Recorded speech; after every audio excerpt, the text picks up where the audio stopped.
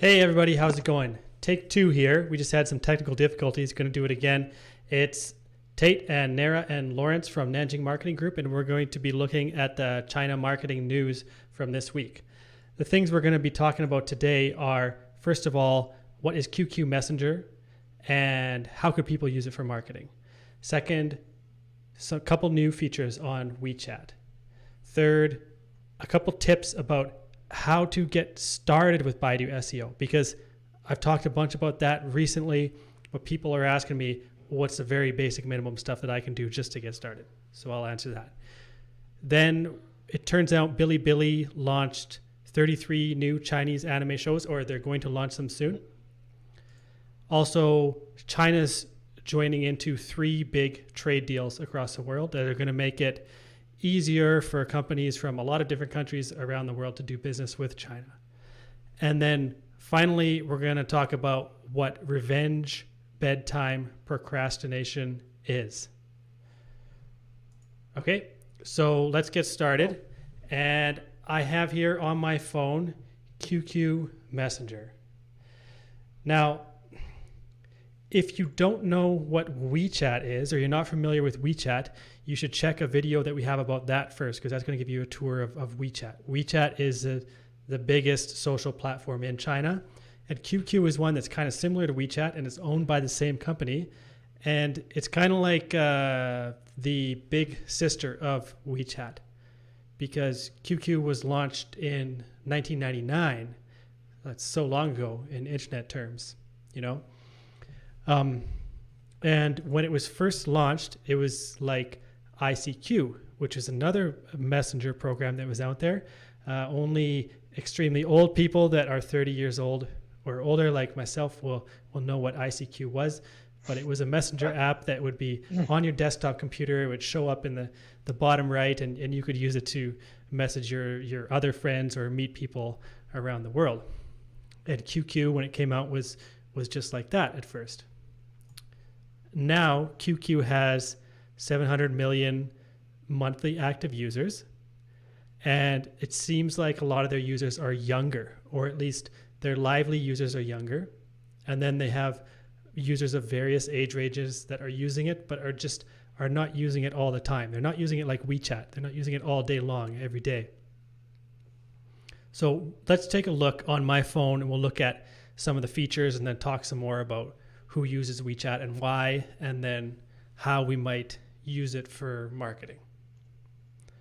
WeChat, when I open it up and I come to the home page here, sorry, not WeChat. I'm getting mixed up. QQ. QQ is like WeChat. It's a messenger at its core. And when I open it up here, what I see is the messages that I have with various friends. Now, I'm not a big QQ user, so I just reinstalled it and added a few people on here. But if I click on here, then I can see that I can have a chat with a friend. Pretty normal stuff, right? I could also have group chats in here. And there's a lot more to it after that. Just like WeChat, there's going to be a lot more to it.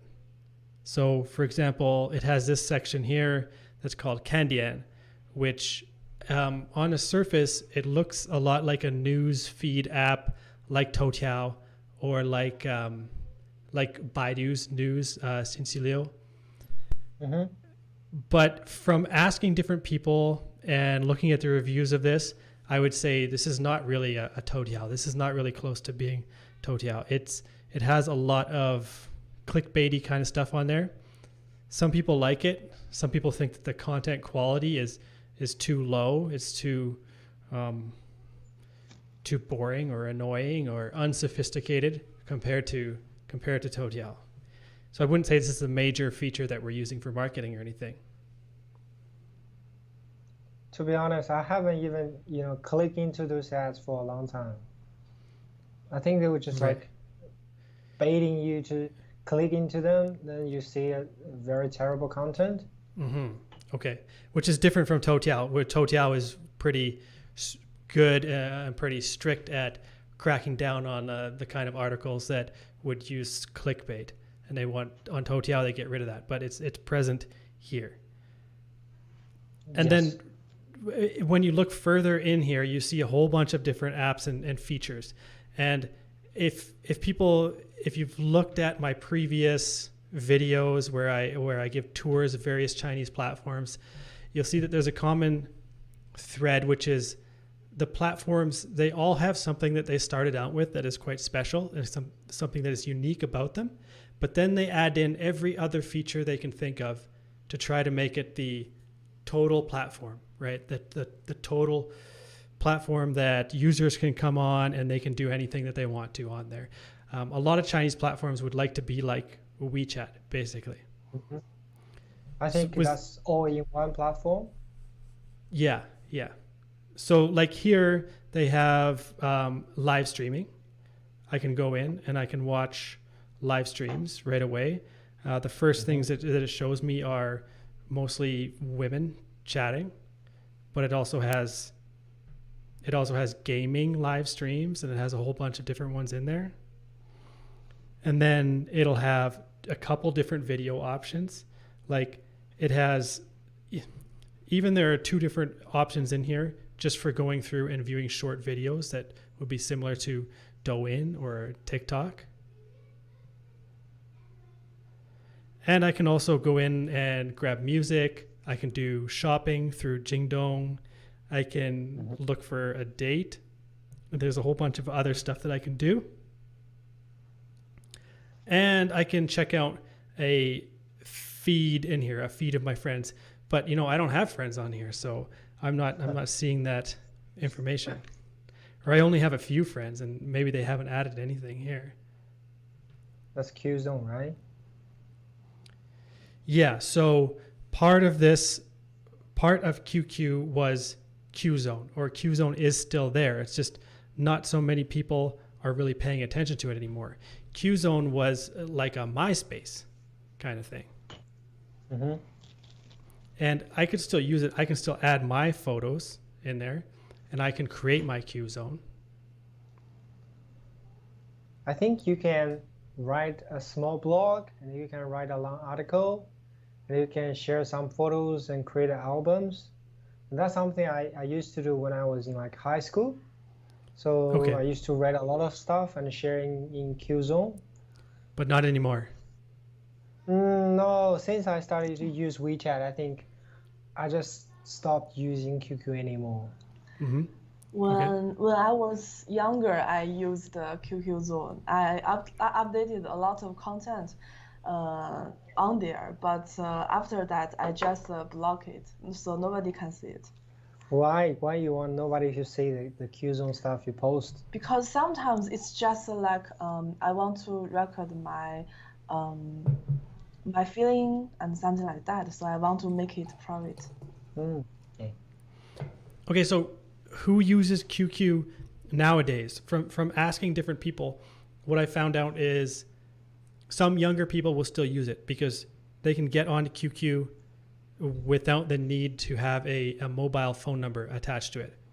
So they could sign up to QQ on a desktop or a phone without using their phone number, or they could do it on a tablet. It's easier for them, right? Whereas on WeChat, you would need to bind it to a mobile account. So young people can use QQ. The other thing is that QQ could be used anonymously since it's not tied to your phone number or anything. And some people still use it for groups, right? They have their different groups on there that they attend, maybe anonymously. And that's a useful feature of it.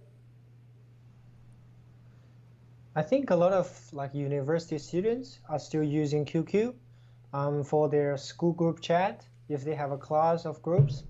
So they will probably add each other in a group chat like University of Nanjing Year 1, Class 6, something like that, probably. Okay.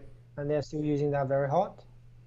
Also, some gamers will use a QQ group. It's easier for us to talk to other people. Okay. But why is it easier to talk to people? Because on WeChat, everyone can see your photo, your moment. But on QQ, everyone's information may be just a fake information. So you can talk what you want. Right. You can be more anonymous. Yeah. Okay. Yes. And then another reason I found that people use QQ still is because they could send big files on it, files that are too big to send via WeChat or via email. Yeah, I totally agree with that because if I send photos or videos from WeChat, it will lower down the quality of my videos. So QQ can be better. Mm-hmm. Okay.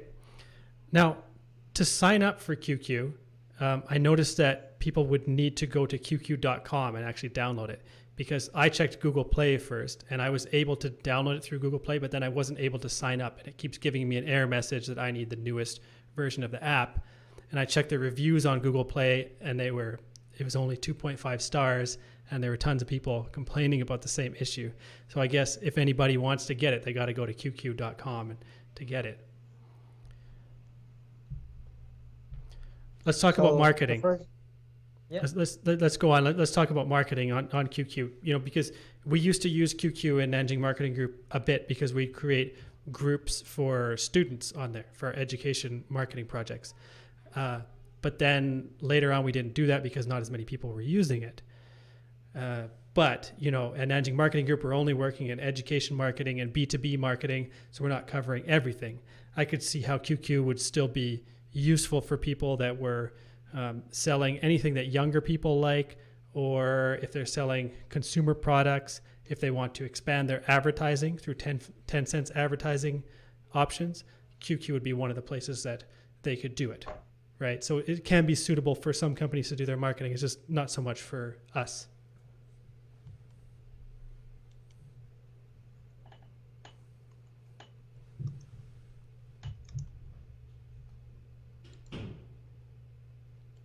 Okay, let's move on. Let's talk about the new features from WeChat, because this is kind of related to the stuff we're talking about QQ as well, right? Yes. So I'll share this article from 163.com and kind of read it out, and then you guys give me your thoughts on here too, okay? I see that there are several new features added on WeChat, and any new feature on WeChat is something that we look at carefully because WeChat's just such a big deal in China. But this first feature, it says that hashtags can be added in more places now. You just add that pound symbol and the keywords, and you can do it in your personal chats. And then if you click on the hashtag, it will open up an area where you can find out more about that topic, right? Yes. I haven't used this yet. It's not available on my phone, not available on my version of WeChat. I don't know if Lawrence and Nara have. Yeah, actually, I tried that yesterday when I found this news. So we know that back to a few weeks ago, WeChat released a new feature, which is allow you to use a hashtag when you post a moment on your WeChat. But now they actually update the version, which allows you to send a hashtag while you're chatting with your friends. Mm-hmm. So for example, if you want to talk about Nanjing weather, so you simply tap hashtag Nanjing weather, and then you can click into that and see the daily weather. You don't really have to download an extra app to check out the weather, or you can check Nanjing news. Then probably you will see some very latest information about what's going on in Nanjing. Mm-hmm. Okay. So do you think this is going to be related to marketing much? I think it can be used in marketing. So for example, we have a few B2B projects. When we're posting out like an article or a video, we use a hashtag in the article. For example, we use the keywords like Baidu advertising. That would be a keyword probably in our article. Then with hashtag insert in that article, when people try to search for hashtag Baidu advertising, you probably see the article or they will see the video. Right. So people could use this in their personal chats, and then when they click the hashtag, they could see various information about it, and that might include content that we created. Or I'm not sure if content we created would end up in this area at all, or this would just be their personal interactions with that hashtag or what. We have to wait and see? I when I tried, the first kind of information I received will be the videos. Then you will see some articles. So I think if people really want to see articles, if they just check a few pages down, they probably find the related articles. For me, I feel like it's kind of like the Baidu search engine. When you search for keywords, you probably see them, but you have to, check a few pages and find them. I think another way to use it is we can, if we have some groups with our potential customers, we can also use the hashtag to send it to the groups so users can see some related articles there. Sure, but what I'm wondering is if they're only going to see content here that is from their personal communications, or if they're going to see articles, like public articles from accounts they follow that use a hashtag also in that area. I tried. You can actually access to all the videos and articles with the hashtag, no matter it's public or private. Okay. So even probably you only share this article with your friends, but if this hashtag is used, probably others will see this article or video as well, as long as you have the hashtag on the description. Okay, so with this update about hashtags and recent updates about hashtags on WeChat, it would seem that hashtags are just more important now, and it's something that we have to be, we have to pay attention to in order to promote articles better on WeChat, because we should be adding the hashtags in there, the correct hashtags that people are likely to use. Yes, I think WeChat is building more features, because back in the past we used to see this hashtag used a lot and more frequent on Weibo, not on WeChat. But now WeChat has this new feature. I think it will be more easy for you to get the latest news or find information you're interested. Right. Okay, and then there's a few updates in this article here, but the other one that I find interesting is about the file transfer on WeChat. Because when we were talking about QQ, I was saying that one of the reasons that people use QQ is because they could send the bigger files on there.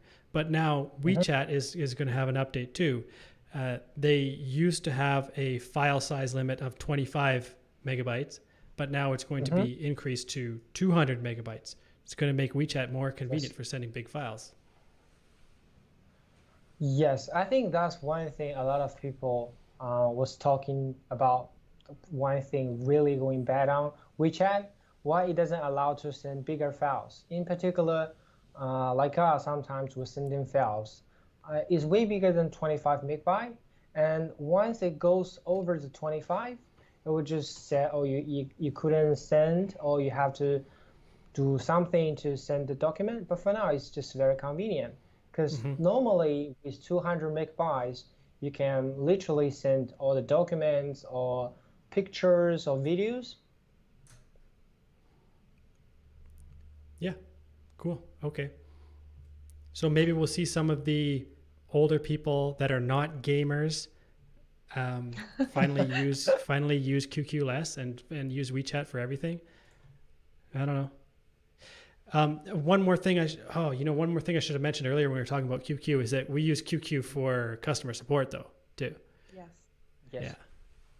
Because as long as some people use it, we might as well have it as a tool for customer support besides just WeChat or just Baidu's customer support tool. Oh, I think one thing you just mentioned to me reminds me of one unique feature on QQ is if you are in a group chat on QQ and if you want to talk to someone in the group, you don't really have to add them as a friend. You can talk to them and chat with them as a stranger. But on WeChat, if you want to talk to someone in a group individually, you have to add them as a friend first. And that's something I remember very clearly. Okay.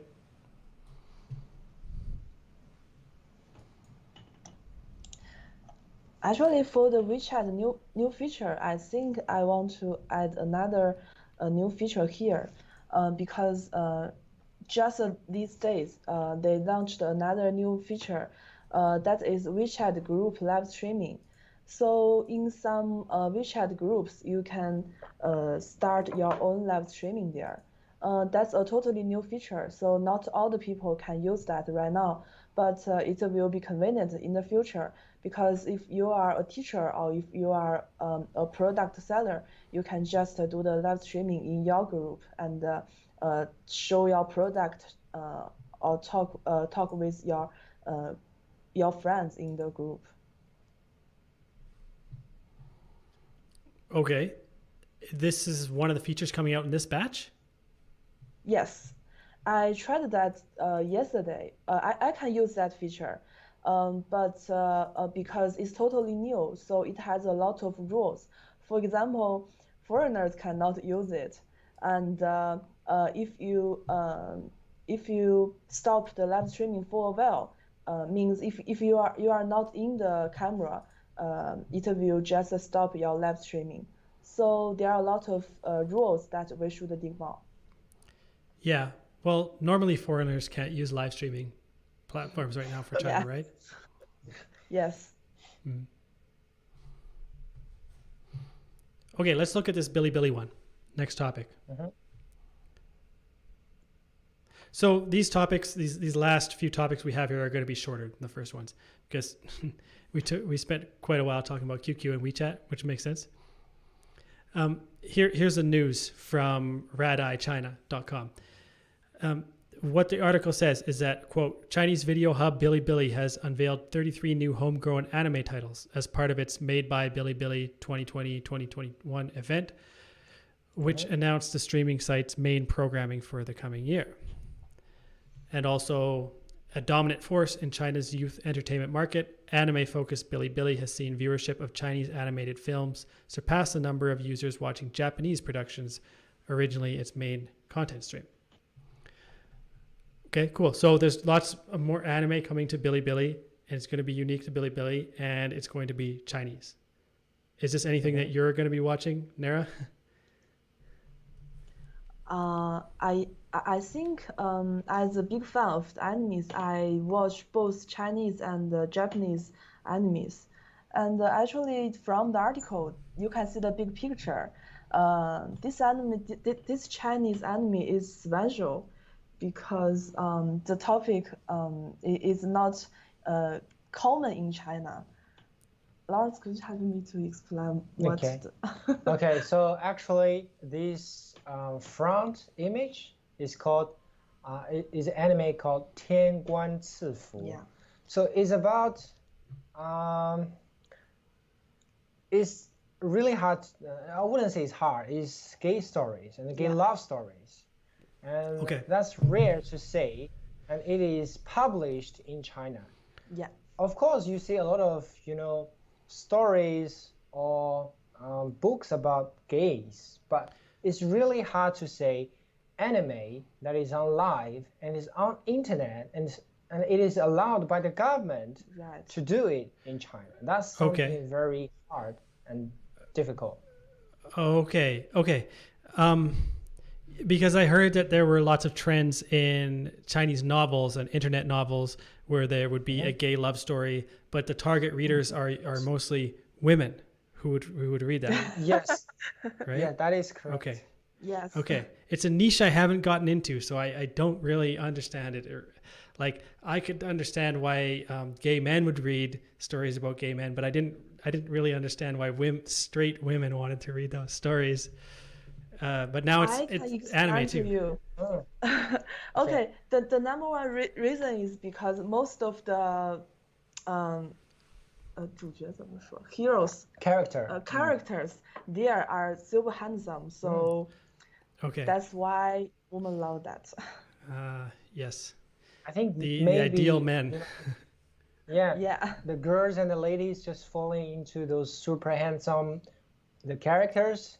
They were just tall, handsome, rich with elegant character, and they play so nicely with super handsome faces and so gentlemen. They just make girls feel like, oh, this is the kind of man I want. And when they're saying like two of the men like them are interacting with each other and maybe fall in love, they probably they like that. Okay. Okay, cool.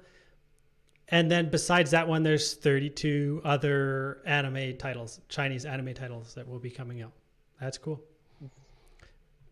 Let's move on to the next one here. So now I'm going to talk about economics a little bit, because China is joining not one trade deal and not two, but probably 3 different trade deals.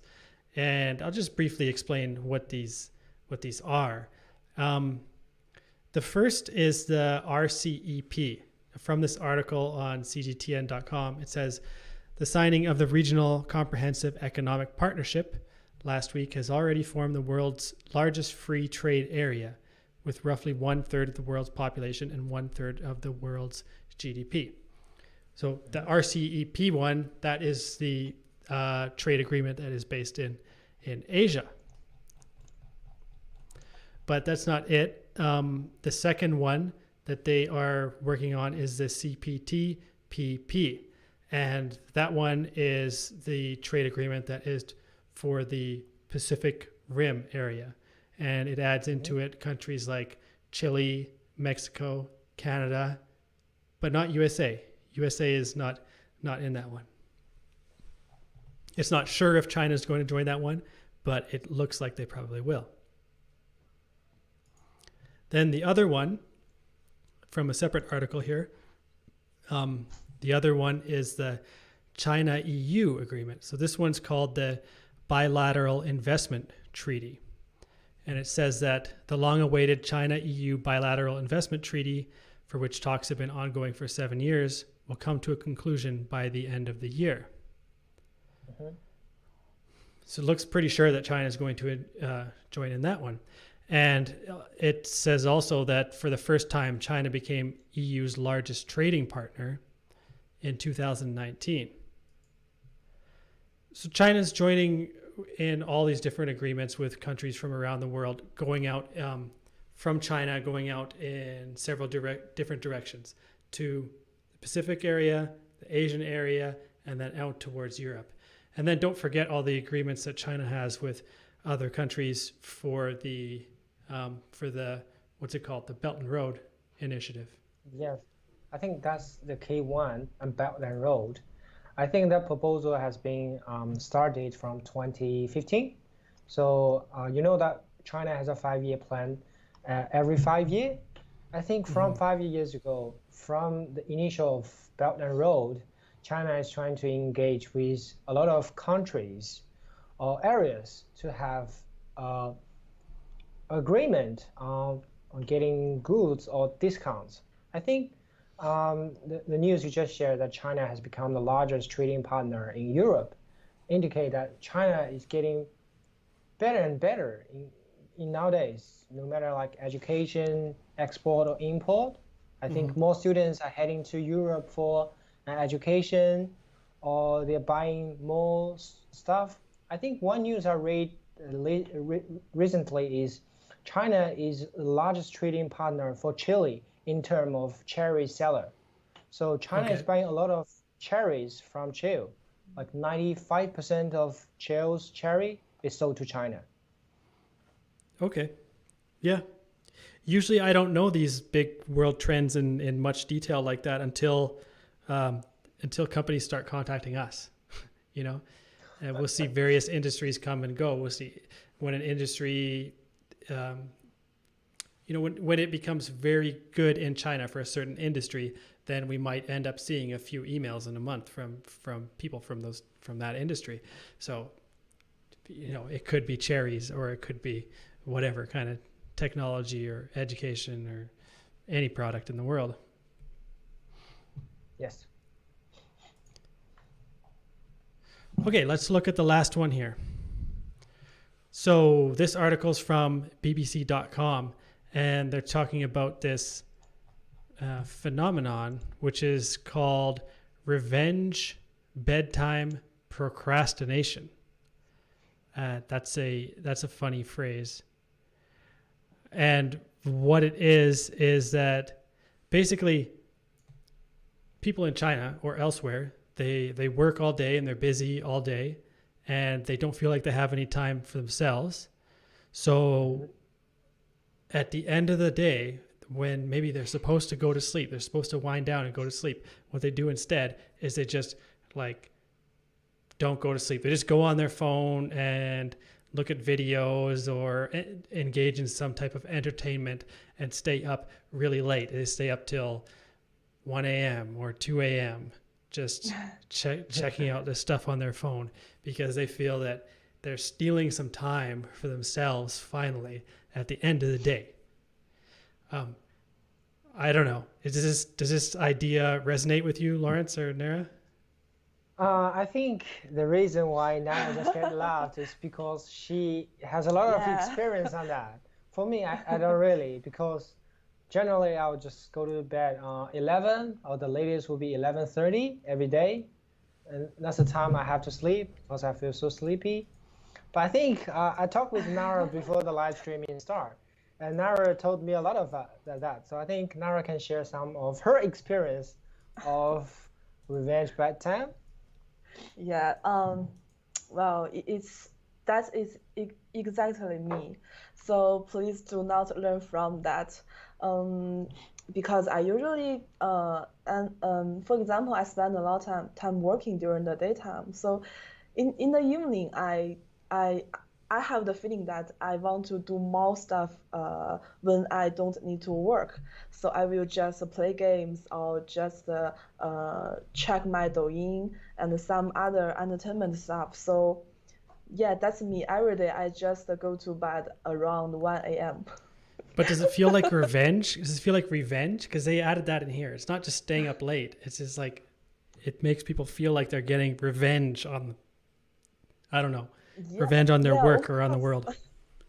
Yeah, a lot of, for example, sometimes I need to drink a cup of coffee to make me can work during the daily time. Mm-hmm. And also sometimes I feel a headache. I think a lot.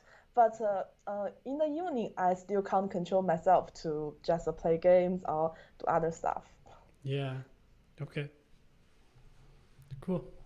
I think one of the reasons that people like to stay up late and doing things like entertaining themselves is because maybe, I suppose, because I don't really know this, people just working too hard in the daytime. They feel too much pressure. Yes. So in the nighttime, when they're alone or they have a free time that under their control, they'll like to, okay, I'll just do whatever I want. I don't care like what time I sleep. I just want to do this. I don't care. Like, it's kind of like the teenage time, Teenage time. Yes. So like when you were like 16, you just like, you don't really care what your parents say. You just do whatever the upset. Okay, I get it. So you're feeling like you're a teenager again, right? Okay. Yes. I get what you mean. Okay, so I moved into a bigger house recently with my family, and it's a nicer house. It's great, but I kept looking up at the little garage suite. It's like a little apartment on top of a garage, and I kept thinking that must be very nice to live in there. It'd be really nice for like a bachelor to live in there and not have many responsibilities for their family or anything.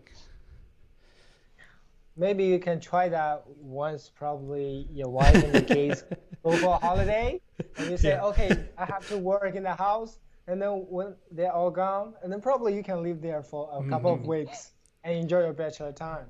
Yeah. Okay. That's just my way of trying to understand this this revenge procrastination thing. Okay, let's wrap it up here.